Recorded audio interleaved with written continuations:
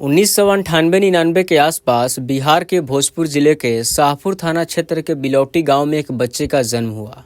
उस बच्चे के पापा का नाम काशीनाथ तिवारी और माता का नाम आशा देवी था। आगे चलकर घर वालों ने इस बच्चे का नाम रखा भरत, जो कि आगे चलकर भरत भूषण तिवारी के नाम से जाना जाने लगा। भरत अपने माँ बाप के अकेले नहीं थे, उनके फैमिली में 3 भाई और एक बहन भी थी। भाई का नाम वसंत तिवारी और चंदन तिवारी था और उनकी एक शादीशुदा बहन भी थी। ऑफिशियली भरत तिवारी की बहन का नाम डिस्क्लोज नहीं हुआ है। आर्थिक रूप से ये परिवार कुछ ज्यादा संपन्न नहीं था। पिता बिहार पुलिस में हवलदार चालक यानी हेड कांस्टेबल ड्राइवर के पोस्ट पर थे। पिता के ऊपर पूरे परिवार समेत 4 संतानों की पढ़ाई लिखाई के साथ साथ बेटी की शादी का भी बोझ था। जैसे तैसे करके दिन बीतता गया। स्थानीय लोगों की बातचीत की माने तो भरत अपनी 10वीं और 12वीं की पढ़ाई नजदीक के गवर्नमेंट स्कूल से किए थे और अभी वो BSc सेकेंड ईयर में थे। पिता 2016 में अपने जॉब से रिटायर हो चुके थे। कहानी सुन के आपको लग रहा होगा कि ये कहानी भारत जैसे देश के एक लोअर मिडिल क्लास इंसान की है, इसमें कुछ खास बात नहीं है। तो मैं आपको बता दूं कि ये कहानी किसी सामान्य भरत नाम के लड़के की नहीं है। ये वही भरत भूषण तिवारी है जिनको लोग आज के समय में शहीद भगत सिंह से तुलना कर रहे हैं। लेकिन ऐसा क्यों? ये वही भरत तिवारी है जिनके लिए पूरे हिंदुस्तान के लोगों के दिलों में एक अफसोस सा है। आज इस भरत तिवारी नाम के इस बिहारी युवक के लिए लोग प्रोटेस्ट कर रहे हैं, रैलियां निकाल रहे हैं। बड़े बड़े नेता, बड़े बड़े पर्सनालिटी के लोग आज भरत तिवारी के घर पे जा रहे हैं। लेकिन अचानक ऐसा क्या हुआ? आज सबके दिल और जुबान पे एक ही नाम है, भरत तिवारी। लेकिन ऐसा क्यों? समाज में, देश में बदलाव ऐसे नहीं आता है। हाँ, क्रांतिकारियों की शान गोली खाने और खिलाने में है, फांसी के फंदे पे लटक जाने में है, समझा? तो दोस्तों, भरत भूषण तिवारी आजकल के युवाओं की तरह नहीं थे। वो समाज को आगे लेकर चलने वालों में से थे। कोरोना के टाइम 2020 में जब चारों तरफ लोग कोरोना से मर रहे थे, तब भरत तिवारी ने PM मोदी को लेटर लिखकर कहा था कि मेरी बॉडी को वैक्सीन टेस्ट के लिए इस्तेमाल कर दिया जाए। मैं खुशी खुशी अपने शरीर को अपने देश के हित के लिए देने के लिए तैयार हूँ। ये तो हुई थोड़े टाइम पहले की बात, लेकिन फिलहाल में ये अपने गाँव बिलौटी और पास के गाँव जवानिया की समस्याओं से लड़ रहे थे। इस एरिया में कुछ बहुत बड़ी समस्याएं थी जो कि आम जनता के जीवन को बहुत ज्यादा त्रासदी में डाल रही थी। जैसे कि जवानिया में अक्सर बाढ़ का आना, क्योंकि ये गांव जमीन के निचले स्तर पर बसा था और जुलाई 2025 में गंगा नदी की भयंकर बाढ़ और भयंकर मिट्टी कटाव के कारण जवानिया गांव पूरी तरह तबाह हो गया था, जिसमें 350 से ज्यादा घर पानी में बह गए थे। और इसके बाद वहाँ के लोग बिलौटी गाँव के पास आकर शिफ्ट हो गए थे और जिस बिलौटी गाँव के बस्ती में जवानिया गाँव के लोग आकर बसे थे, उन गरीबों की नई बस्ती में बिजली और लाइट लगवाने का पूरा क्रेडिट भरत तिवारी को ही जाता है। इसके अलावा एक और बड़ी समस्या थी पीने के लिए शुद्ध और साफ पानी का नहीं होना। भोजपुर के इस एरिया में ड्रिंकिंग वाटर की समस्या सिर्फ एक परेशानी नहीं थी, बल्कि लोगों की डेली लाइफ का सबसे बड़ा स्ट्रगल बन चुकी थी। गंगा किनारे बसे इस पूरे क्षेत्र के ग्राउंड वाटर में आर्सेनिक और आयरन की मात्रा ज्यादा पाई जाती है। नतीजा यह हुआ कि हैंडपंप का पानी पीने वाले कई लोग कैंसर, स्किन से जुड़ी बीमारियां और पेट की गंभीर समस्याओं का शिकार होने लगे। और दूसरी तरफ बाढ़ पीड़ितों को जिस नई बस्ती में बसाया गया था, वह गहरे गड्ढों वाला इलाका था। बारिश होते ही पूरी बस्ती में गंदा पानी और कीचड़ भर जाता था, जिससे हैंडपंप का पानी भी पूरी तरह दूषित और बदबूदार हो जाता था। सबसे ज्यादा शॉकिंग बात यह थी कि सरकार की नल जल योजना का लाभ भी इस बस्ती तक नहीं पहुंच पाया था। न तो पाइपलाइन बिछाई गई और न ही साफ ड्रिंकिंग वाटर की कोई व्यवस्था की गई। मजबूरी में लोगों को नदी या दूसरे असुरक्षित जल स्रोतों का पानी पीना पड़ रहा था, जिसकी वजह से उनकी हेल्थ प्रॉब्लम्स समय के साथ और भी गंभीर होती चली गई।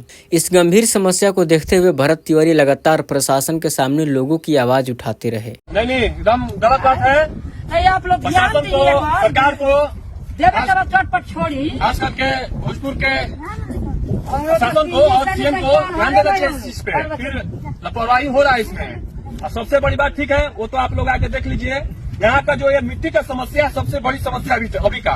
और भी समस्या है, लेकिन फिलहाल में सबसे बड़ा ये समस्या है। तो देखिए आप सभी दूर तक सब ये पुल लग गया है, सब गड्ढे में ही है। यहाँ पे देखिए ये जमीन ऊंचा है, यहाँ पे ये बंद ऊंचा चाहिए, तो ये गड्ढे में है। तो ये तो किसी को भी दिख रहा है कि गड्ढे में है, तो गड्ढे में घर कैसे बनेगा? ये भी क्षेत्र जो है इधर उधर गाँव में बाढ़ का बारिश नहीं आता है। उनकी सबसे बड़ी मांग थी कि इस विस्थापित बस्ती में जल्द से जल्द सरकारी बोरिंग कराई जाए और लोगों को साफ ड्रिंकिंग वाटर उपलब्ध कराने के लिए एक वाटर टैंक लगाई जाए। इसके साथ ही वे जिला प्रशासन और बीडीओ को बार बार इस इलाके की ग्राउंड रियलिटी से भी अवगत कराते थे। कई बार वे सोशल मीडिया पर लाइव आकर या अधिकारियों को वीडियो भेजकर दिखाते थे कि किस तरह छोटे छोटे बच्चे और महिलाएं मजबूरी में गंदा पानी पी रहे हैं। उनका इंटेंशन सिर्फ कंप्लेन करना नहीं था, बल्कि प्रशासन को ग्राउंड रियलिटी दिखाकर जल्द से जल्द कार्रवाई करवाना था। इसके अलावा बाढ़ पीड़ितों को जिस नई जगह पर बसाया गया वह रहने लायक भी नहीं था। प्रशासन ने उन्हें बिलौटी के पास 8 से 10 फीट गहरे गड्ढों वाली जमीनें दे दी, जहां बारिश के मौसम में घुटनों तक पानी और कीचड़ भर जाता था। इन लोगों लेकिन मैं कह रहा हूं, जमाने से कैसा है लोग बच्चा बाल बच्चा लेके इसे जंगल झील में कैसे रह रहा है। बिहार सरकार से, खास करके बिहार के सीएम से और भोजपुर प्रशासन से मैं मांग करता हूं, और इन लोगों का भी मांग है कि यहाँ पे प्रशासनिक लोग आके यहाँ पे सर्च करें। खास करके हमारे भोजपुर के जो डीएम साहब हैं, आप आइए यहाँ पे और ये धरातल को आप खुद से भ्रमण कीजिए। तो उसको जमीन के पते नहीं जो घर लगाएगा, उसको घर बाल बच्चा रोता है घामा में। हाँ, तो आप आके यहाँ पे खुद से भ्रमण कीजिए। आप यहाँ पे बेझिझक आ सकते हैं और आके ये समाज का जो समस्या है, इन लोगों को समस्या से निकालने का कार्य कीजिए। तो लगभग 8 से 10 फीट कहने का मतलब है कि मिट्टी यहाँ पे चाहिए। तो लेकिन नहीं होगा तो कोई फायदा यहाँ पे बसने का इन लोगों का नहीं है। और सब दुख में आदमी हो गया। हम लोग के बारे में चिल्लाई बचेगा तो गरीब। भरत तिवारी कई बार भावुक होकर कहते थे कि जानवरों को भी ऐसी जगह पर नहीं रखा जाता, लेकिन गवर्नमेंट ने इंसानों को वहीं रहने के लिए छोड़ दिया है। इसके अलावा सरकारी कंपनसेशन में भी बड़े लेवल पर कथित करप्शन की शिकायतें सामने आ रही थी। बाढ़ पीड़ितों को मिलने वाले 1,20,000 के सरकारी मुआवजे के बदले कुछ ऑफिसर्स और कर्मचारियों पर 20 से 30,000 तक की रिश्वत मांगने के आरोप लग रहे थे। हालांकि ये नया नहीं था, पास्ट में भी कई सारे ऐसे न्यूज सामने आए हैं जहां पे बिहार के अंदर शौचालय योजना के आधार पर लोगों को 12,000 रुपए प्रोत्साहन राशि मिलते थे। जिनके भी घर में शौचालय था उनको ये राशि दी जाती थी, ताकि उस प्रोत्साहन राशि के चलते बाकी लोग भी मोटिवेशन लेके अपने घर में शौचालय बनवा सकें और धीरे धीरे खुले में शौच की परंपरा खत्म हो जाए। तो इसमें भी जो सरकारी कर्मचारी होते थे वो 2,000 रुपए का कट लेते थे। तो वैसा ही कुछ भरत तिवारी के गांव में बाढ़ पीड़ितों के साथ हो रहा था। भरत तिवारी का कहना था कि जिन गरीबों का सब कुछ बाढ़ में बह गया उन्हीं से पैसा मांगना सबसे बड़ी नाइंसाफी है। नई बस्ती में बेसिक फैसिलिटीज की भी भारी कमी थी। एक भी टॉयलेट नहीं बनवाया गया था, जिसकी वजह से महिलाओं और लड़कियों को खुले में शौच के लिए जाना पड़ता था। यह सिर्फ एक सुविधा की कमी नहीं बल्कि उनकी डिग्निटी और सेफ्टी का भी सवाल था। भरत लगातार इस मुद्दे को उठाते रहे और प्रशासन से तुरंत व्यवस्था करने की मांग करते रहे। जब भी वे इन समस्याओं को लेकर एसडीएम और दूसरे अधिकारियों के पास पहुंचते थे तो कई बार उनकी बात गंभीरता से नहीं सुनी जाती थी। उनका आरोप था कि उन्हें डांट कर वापस भेज दिया जाता था या मिलने का समय ही नहीं दिया जाता था। लगातार हो रही इस अनदेखी से वे काफी फ्रस्ट्रेटेड और निराश हो गए थे। बाढ़ में गांव का सरकारी स्कूल भी नदी में समा गया था। नई बस्ती में बच्चों की पढ़ाई के लिए कोई भी टेम्पररी स्कूल या दूसरी व्यवस्था नहीं की गई, जिससे गरीब परिवारों के बच्चों की एजुकेशन पूरी तरह प्रभावित हो रही थी। वहीं दूसरी ओर गंदगी और दूषित माहौल की वजह से लोग लगातार बीमार पड़ रहे थे, लेकिन पूरी बस्ती में न कोई मेडिकल कैंप लगाया गया था और न ही इमरजेंसी ट्रीटमेंट या एम्बुलेंस जैसी बेसिक हेल्थ फैसिलिटीज उपलब्ध थी। ऐसी स्थिति में छोटी बीमारी भी लोगों के लिए बड़ी परेशानी बन जाती थी। यानी कि जवानिया गाँव से जितने लोग भी बिलौटी गाँव में विस्थापित हुए थे उनके लिए भरत तिवारी लड़ रहे थे और साथ में ये अपने गाँव बिलौटी के विकास के लिए भी लगातार एक्टिव रहते थे। गाँव में बिजली की खराब व्यवस्था और पुराने ट्रांसफार्मर की वजह से लोगों को घंटों बिजली कटौती झेलनी पड़ती थी। इस समस्या को दूर कराने के लिए वे कई बार खुद बिजली विभाग के ऑफिस जाते, अधिकारियों से बात करते और गांव में लंबे समय तक रुकने वाली बिजली की मांग करते थे। इसके अलावा उन्होंने पंचायत में चल रही कई सरकारी योजनाओं में कथित करप्शन के खिलाफ भी खुलकर आवाज उठाई, जैसे नल जल योजना, पक्की सड़क योजना और दूसरे डेवलपमेंट वर्क्स में गड़बड़ियों को लेकर वे सीधे बीडीओ, मुखिया और संबंधित अधिकारियों से तीखे सवाल पूछते थे। भरत तिवारी ने सालों पहले शादी और प्राइवेट लाइफ से दूरी बनाकर खुद को पूरी तरह सोशल सर्विस के लिए समर्पित कर दिया था। गांव में किसी गरीब की बेटी की शादी हो, किसी बीमार व्यक्ति के इलाज में पैसों की जरूरत हो या किसी जरूरतमंद परिवार को राशन न मिल रहा हो, वो हमेशा मदद के लिए आगे खड़े रहते थे। कई बार वे अपने जेब से आर्थिक मदद करते थे तो कई बार अधिकारियों पर दबाव बनाकर जरूरतमंद लोगों तक सरकारी सहायता पहुंचाने की कोशिश करते थे। भरत तिवारी जब भी बाढ़ पीड़ितों के हक, सरकारी कंपनसेशन में कथित करप्शन या बिजली जैसी बेसिक प्रॉब्लम्स को लेकर ग्रामीणों के साथ धरना या चक्का जाम करते थे तो पुलिस कई बार उन्हें शांति भंग करने या सरकारी काम में बाधा डालने जैसे आरोप लगाकर हिरासत में ले लेती थी। सोशल मीडिया पर कई ऐसे पुराने वीडियो मौजूद है जिसमें पुलिस उन्हें जबरदस्ती गाड़ी में बैठा कर ले जाती हुई दिखाई देती है।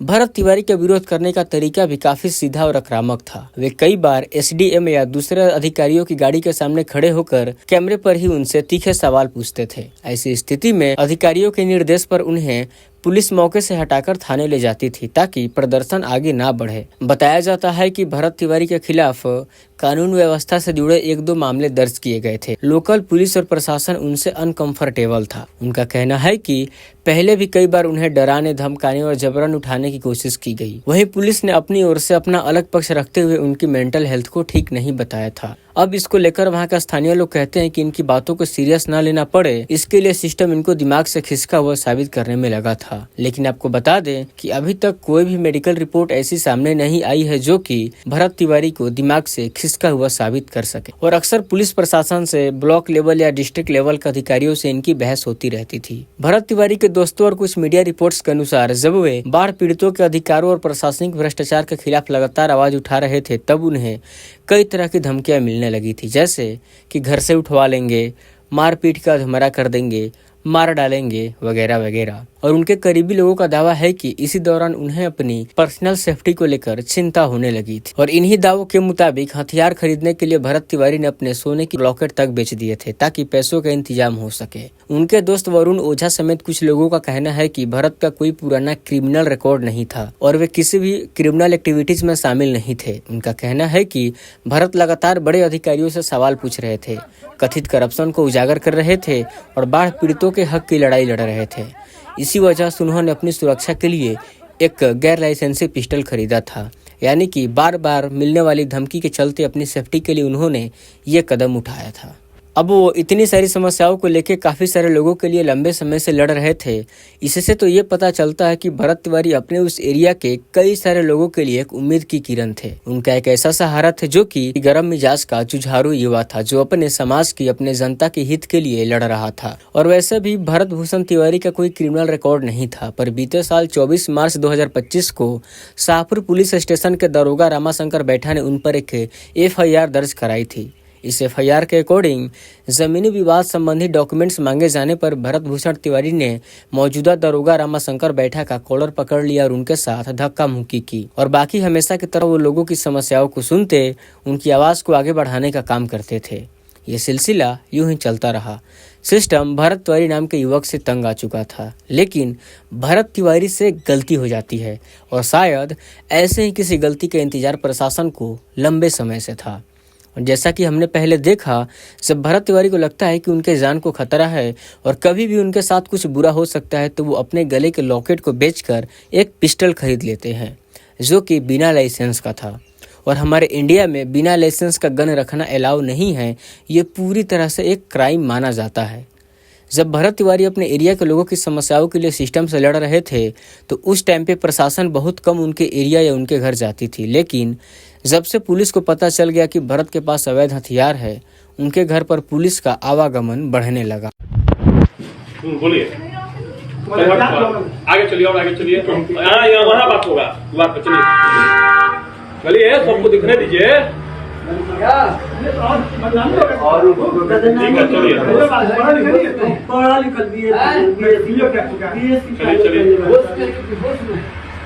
छोड़ चुका सब लोग बहुत हो रहे दुनिया क्षेत्र में सर ज्यादा एक्टिव रहते थे, काम करते थे। है बढ़िया बात तारा भी छोड़ तारा क्या बोलता हो ना। अच्छा ठीक है, फेसबुक पर देखें सब बात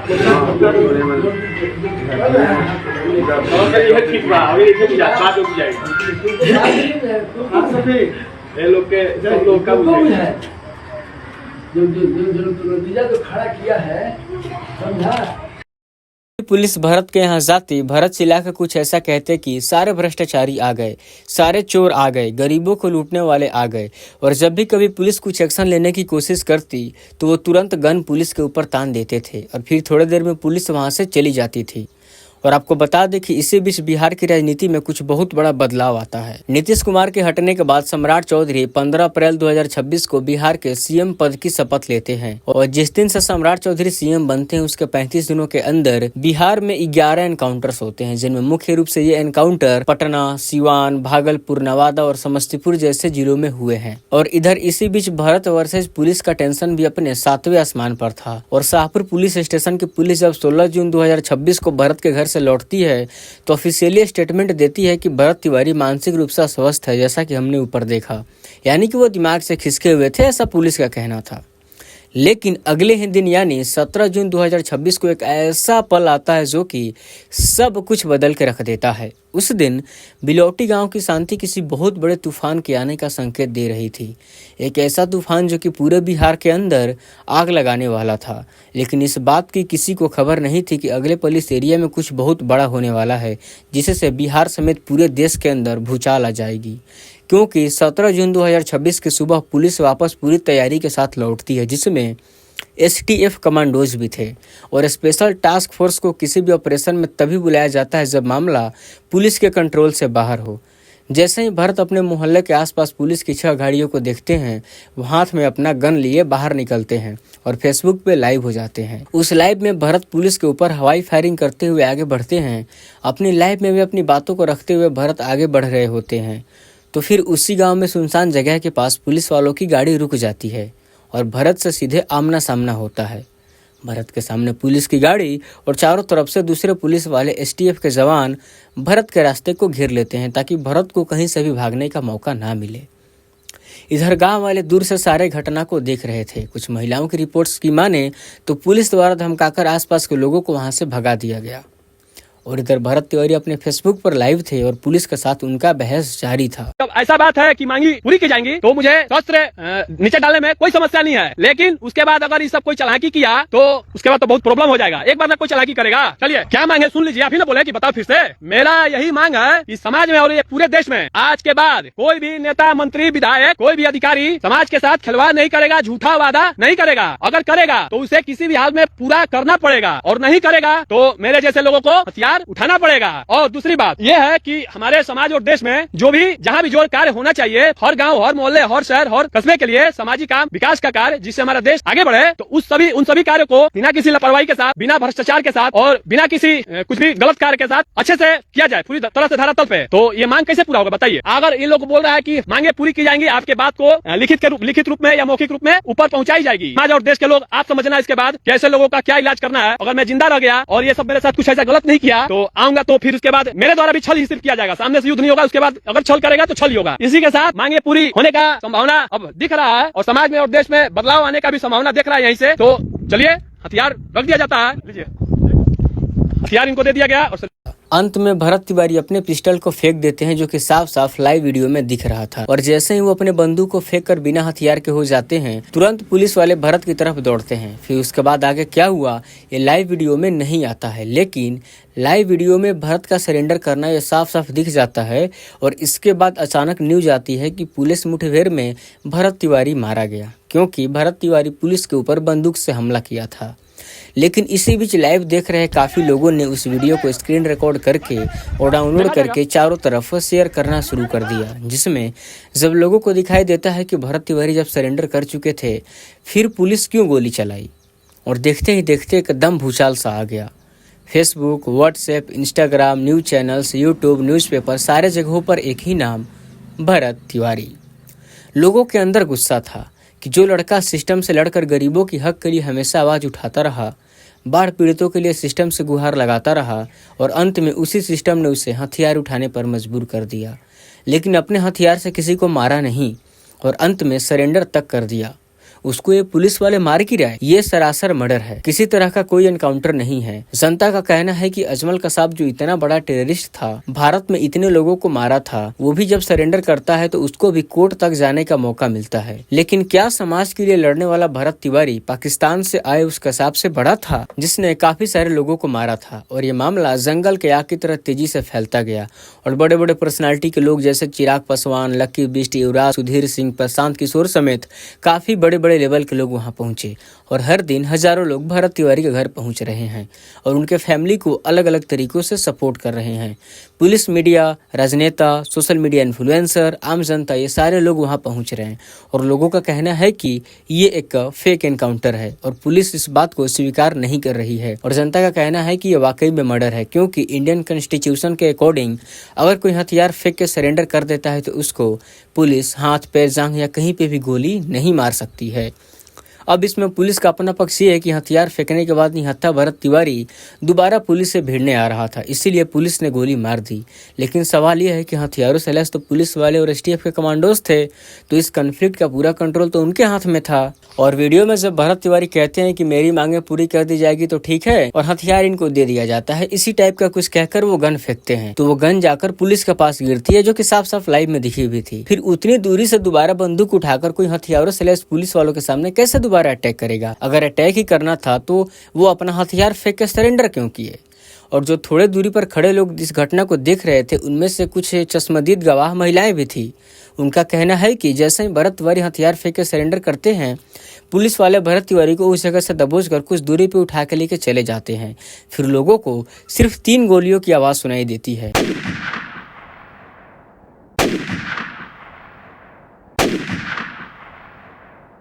अब यहाँ पे बहुत बड़ा ट्विस्ट है दोस्तों। बिलोटी और जवानिया गांव के लोगों ने 3 गोली की आवाज़ सुनी, लेकिन पोस्टमार्टम रिपोर्ट में 5 गोली सामने आई है, जो कि कहीं न कहीं ये शंका पैदा करती है कि हॉस्पिटल ले जाने के क्रम में कहीं पुलिस गाड़ी के अंदर ही तो 2 गोली नहीं मारी, क्योंकि गवाहों का कहना है कि पुलिस भरत तिवारी का एनकाउंटर कर देने के बाद टांग कर गाड़ी में बिठाने ले जा रही थी और उस टाइम तक उन्होंने सिर्फ 3 गोलियों की ही आवाजें सुनी थी। जैसा खड़ा है ना, ऐसा वो घेर कर पटक कर 3 गोली यहीं पर मारा है। फिर पोस्टमार्टम में 5 गोलियों का रिपोर्ट आना डाउट तो पैदा करता है और पोस्टमार्टम रिपोर्ट में यह भी सामने आया है कि 5 गोलियों में से 4 गोलियां शरीर के आर पार हो गई है। तो अब इसमें एक और बड़ा डाउट भी आता है, जो कि साइंटिफिकली प्रूवन भी है, कि गोली अगर बहुत पावरफुल गन से चलेगी तो ही ह्यूमन बॉडी के आर पार हो सकती है, नहीं तो क्लोज रेंज से अगर गोली मारी जाएगी तो ही गोली बॉडी के आर पार हो सकती है। और इंसान के शरीर के सबसे ज्यादा पावरफुल बॉडी पार्ट्स में जांघ का भी नाम आता है, क्योंकि यहाँ पे बाकी बॉडी पार्ट्स के कंपैरिजन में ज्यादा मसल्स होते हैं। और इसमें एक सबसे बड़ा खतरनाक ट्विस्ट ये है कि स्पेशल टास्क फोर्स या किसी भी अन्य स्पेशल फोर्सेज और कमांडो यूनिट्स को ट्रेनिंग के दौरान इंसानी शरीर की एनाटॉमी की बहुत सटीक जानकारी दी जाती है। उन्हें अच्छे से पता होता है कि फीमोरल आर्टरी जांघ के ऊपर हिस्से में मौजूद सबसे बड़ी रक्त वाहिका है, यानी यहाँ से इंसान का शरीर का खून काफ़ी फास्ट फ्लो होता है और अगर किसी वजह से डैमेज हो जाए तो सिर्फ 1 मिनट के अंदर लगभग 1 लीटर से ज़्यादा तक का खून निकल सकता है और किसी भी एक हेल्दी एडल्ट के अंदर 4.5 से 5.5 लीटर तक खून होता है। और अगर फीमोरल आर्टरी डैमेज हो जाए और ब्लड बाहर आने लगे तो लगभग 5 से 6 मिनट के अंदर इंसान के शरीर से पूरा खून बह सकता है और खून की कमी से इंसान की जान भी जा सकती है। और भरत तिवारी को भी जांघ में ही गोली मारी गई है, जिसमें 2 गोली दाहिने जांघ पे और 2 गोली बाएं जांघ पे और 1 गोली पैर में नीचे की तरफ लगी है और जांघ वाली 4 गोलियां आर पार हो गई है। ये चारों गोलियां इतनी ताकत और रफ्तार से लगी थी कि जांघ के मोटे मांस को चीरते हुए दूसरी तरफ से एग्जिट कर गई। अब ये किस हथियार की गोली थी और किस रेंज से मारा गया था, ये बैलिस्टिक और फोरेंसिक रिपोर्ट आने के बाद ही पता चलेगा। और एक चीज़ आपको बता दूं कि भरत तिवारी हमेशा अपने वीडियो के माध्यम से कहते थे कि मेरे ना होने पर फोन मेरे घर वालों के अलावा किसी और के हाथ में नहीं जाना चाहिए। और इसी बात को लेकर गाँव वालों और भरत के घर के लोगों का कहना था कि भरत के फोन में कई सारे ऐसे सबूत थे जो कि करोड़ों के घोटाले और हेरफेर को उजागर कर सकते थे, जिसके बाद काफी सारे लोग रिस्क में आ सकते थे। और अभी के टाइम में भरत का फोन घर वालों के पास नहीं बल्कि फोरेंसिक टेस्ट के लिए कोर्ट की परमिशन के बाद पटना स्थित फोरेंसिक साइंस लेबोरेटरी के लैब में है। और हाँ, इस केस में एक और ट्विस्ट है दोस्तों। भरत तिवारी के एनकाउंटर करने जो टीम आई थी उसको लीड राजेश कुमार शर्मा कर रहे थे। ये जगदीशपुर के SDPO पद पर थे और इनके ऊपर 2007 में मुजफ्फरपुर में छठ के समय 3 लोगों को फेक एनकाउंटर में मार डालने का भी केस है। ये पूछताछ के बहाने छठ के दिन 3 लोगों को घर से बाहर लेकर जाते हैं, जिसमें एक नाबालिग भी था, और अगले दिन इन तीनों का लाश MIT कॉलेज के पास मिलता है। और उस समय राजेश कुमार शर्मा SHO के पोस्ट पर थे और इस ऑपरेशन को लीड कर रहे थे। और इसमें पुलिस का कहना था कि ये तीनों लोग पुलिस के साथ कॉन्फ्लिक्ट कर रहे थे और 20 राउंड फायर भी किए थे, इसीलिए पुलिस इनको गोली मार देती है। लेकिन 20 राउंड की फायर वाली बात को कोई भी गवाह आज तक इस बात को पुलिस के अलावा पुष्टि नहीं किया है। और इसके बाद इनके ऊपर फेक एनकाउंटर का केस लगता है, जो कि अभी भी हमारे जुडिशरी सिस्टम में पेंडिंग में है। अब वापस आते हैं भरत तिवारी के मामले पर। तो भरत तिवारी के भाई चंदन तिवारी का कहना है कि आधी रात को SP बिना किसी परमिशन के घर में घुसते हैं और कहते हैं कि ये सब नौटंकी बंद कर दो और अब आगे की चीजों पर ध्यान दो। लेकिन इस बात को भोजपुर पुलिस खारिज कर देती है कि ऐसी कोई बात नहीं हुई है। और अभी के टाइम में कुछ सोशल मीडिया इन्फ्लुएंसर जैसे टाइगर यादव और बाकी कुछ क्रिएटर्स बिलोटी और जवानिया गांव में जाकर भरत तिवारी के सपनों को पूरा कर रहे हैं, जो कि उन्होंने एक टाइम पे देखी थी, जैसे स्ट्रीट पोल्स पे लाइट लगवाना, वाटर फिल्टर लगवाना इत्यादि। और अभी पटना हाई कोर्ट के रिटायर्ड जस्टिस विनोद कुमार सिन्हा इस मामले की पूरी इन्वेस्टिगेशन की जिम्मेदारी लिए हुए हैं। तो दोस्तों, ये थी पूरी कहानी भरत तिवारी के पैदा होने से लेकर मरने तक और मरने के बाद तक की पूरी केस स्टडी। इसका अगला पार्ट भी आएगा जब भरत तिवारी के परिवारों को जस्टिस मिल जाएगी, या इस केस का जो भी कंक्लूजन होगा वो मैं आपको बता दूंगा। इसीलिए आप मेरे चैनल को सब्सक्राइब कर लीजिए। धन्यवाद।